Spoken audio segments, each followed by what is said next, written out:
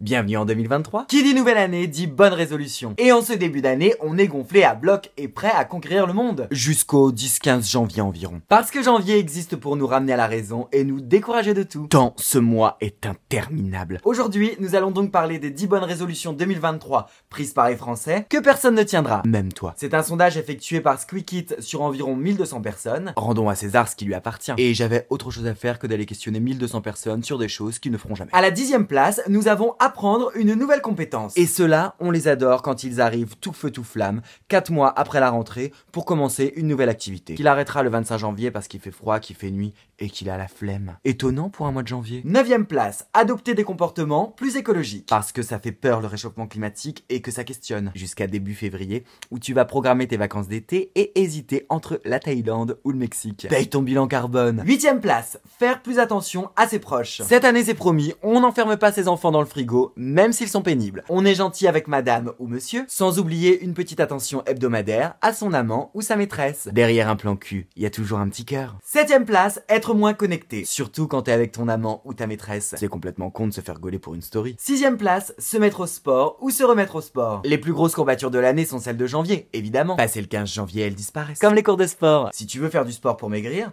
transforme ta résolution de faire du sport en combattre les dictats physiques imposés par la société. Ce sera tout aussi épuisant, mais au moins t'auras pas de courbature. 5e place, mieux manger. Vive les haricots verts et les graines. Mais ça peut quand même un peu attendre. Il paraît que McDo a sorti des emballages réutilisables. Faut à tout prévoir ça. À la 4e place, nous avons diminué le gaspillage alimentaire. Et on comprend donc pourquoi ta résolution c'est de faire du sport si t'as décidé de finir toutes les assiettes. À la 3e place du podium, nous avons mieux s'organiser. Est-ce que vous sentez la résolution féminine? Entre le boulot, gérer les gosses, la maison et rester bonne, elle ne comprend pas pourquoi elle n'arrive plus à lire le soir. Certainement un problème d'organisation. 2e place, faire des économies. La meilleure résolution que tu ne tiendras pas. Comment tu veux faire des économies avec la flambée des prix? Si t'as la solution, appelle-moi. Et à la première place, nous avons, roulement de tambour, prendre plus de temps pour soi.